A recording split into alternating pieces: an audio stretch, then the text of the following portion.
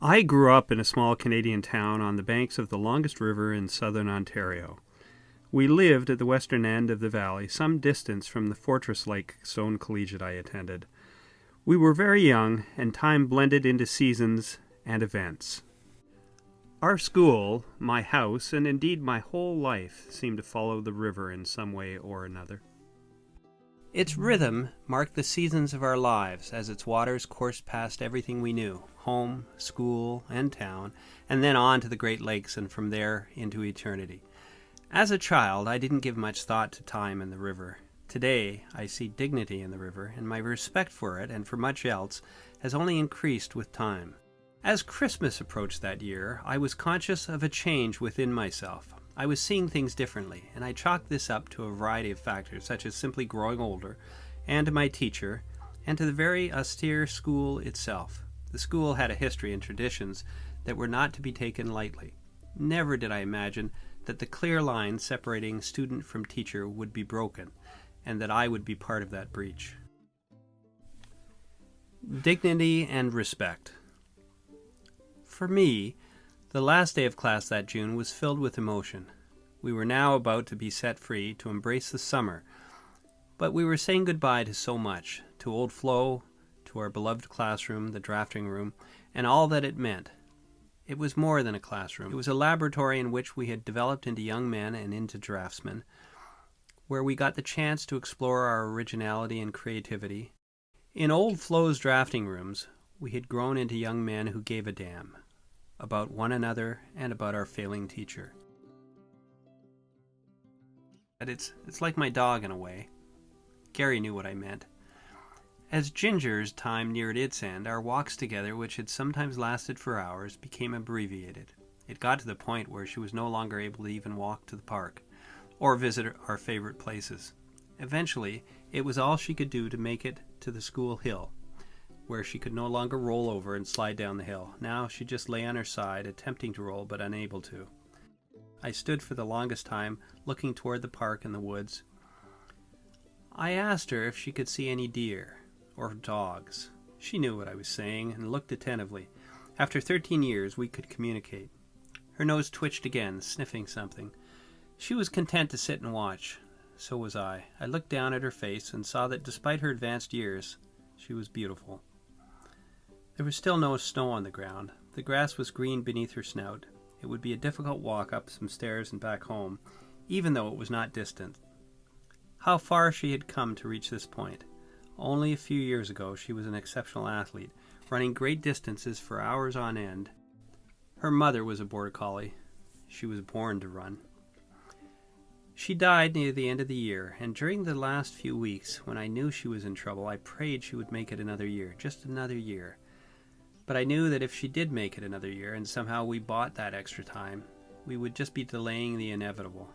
She was suffering, and it was selfish of me to want another year and more suffering. It was the same with old Flo. We could help him get through the school year, but we had no control over the following year, when all of us would have moved on. Then it would be up to other students, and they might not be as willing to help him as we were. And how much was he suffering? None of us really knew. Seeing Ginger nearing the end instructed me on how to think about Mr. Florence with patience and compassion. The last day came. The bell sounded for the final time. Our school days were done.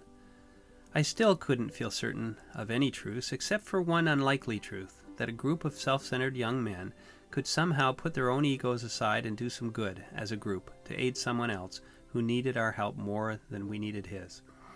And that by sticking our necks out and helping old Flo, we had been privy to the greatest lesson of all. There was truth in that, and it was as beautiful as the forest and the river out back, as beautiful as Ginger's face against the grass. It would be true for all time. Old Flo approached us. We were still sitting at our desks. Summer awaited, and most of us wanted nothing more than to rush out into its mist. I had been waiting all year for precisely this moment, or at least I thought I had, to embrace the wind and meadow, soak in the sun, and swim through my last truly free summer. "Mr. Brown, what's on your heart, Captain?" said old Flo as he extended his right arm. He shook my hand. I was surprised at how firm the grip was, given his state of mind. "What's on your heart, Captain?" If only I could tell him. Tears welled up in my eyes, and I turned away, not wanting him to see this. Ginger's death had affected me in a similar way. I could not control my emotions, though I tried mightily. Those tears held old Flo and Jim and Ginger. There was a river in them. Then I turned my eyes back to face Mr. Florence, not caring if he saw my tears, or perhaps truly caring and wanting him to see them after all, so that he could see how much he had meant to me and to all of us. Time stood still. He instinctively placed his other hand over top of our hands that were locked in a grip. He nodded, almost imperceptibly. "Thank you," he said. Then our hands parted. He moved down to the next desk, and he repeated the simple gesture with each of us. I stayed put at my desk as he greeted each student in turn and shook their hand. I watched admiringly. When he had shaken the last hand, he returned to the front of the class. He was smiling proudly. I looked around at the others. They were mostly solemn. I had never seen anything so profound. My eyes water up even now thinking about it. Instinctively, I started clapping, and the others followed. We stood. Our ovation was quiet. We were only 16 in number, but it was loud in sentiment. Old Flo bowed. He was smiling, looking at each of us in turn. Now my tears were matched by his. "All the best, boys. All the best. Godspeed." It was then that I finally realized his secret. In order to gain dignity, it is important to bestow it on others. That was his gift to us. It was the greatest gift and the greatest lesson we ever learned. And yet it was never taught. He turned and walked slowly out into the hall. We followed, mingling with each other and other students who were filtering into the hallways from their classrooms. Everybody was rushing on their way to summer. And yet, for the 16 of us, I could not imagine a more solemn moment at the school, or at any school, at any time. It was the last time I saw Mr. Florence. Next day, I heard that Mr. Florence had died after having gone through dialysis. He was 60. He was a saint, I told Gary. He died when we were young, just as we were moving on to begin reaching for our dreams. If we hadn't yet learned about responsibility when the year began, we learned it that year. I attended his funeral. At Mount View Cemetery, where his grave stands amongst the trees, his stone portrayed a Bible engraved with "The Lord is my shepherd." At the bottom of the stone were words written by the Apostle Paul: "To live is Christ, to die is gain." I realized then that all life ends, but I couldn't fathom what this line truly meant, other than I had seen the suffering old Flo endured, although I never saw his real suffering. I had more clearly seen the suffering Ginger endured, but through her struggles, I imagined what old Flo had gone through as his end neared. I saw his death as the end of a man who had been pivotal to all our lives.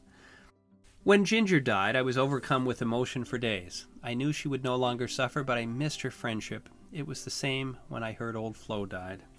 I missed old Flo and that year we spent together, and I continued to miss Ginger's company almost beyond words. Their deaths and their final days will always be connected in my mind. Ginger's final week taught me about compassion and dignity, two things I was able to identify with old Flo as he slipped away. 55 years after graduating, I returned with my classmate Gary Trendle to tell Principal Beverly Wood about Mr. Florence. When we left the school, I walked through the darkness out back toward the river. It was December. The air was cold, and I felt a chill in the night breeze.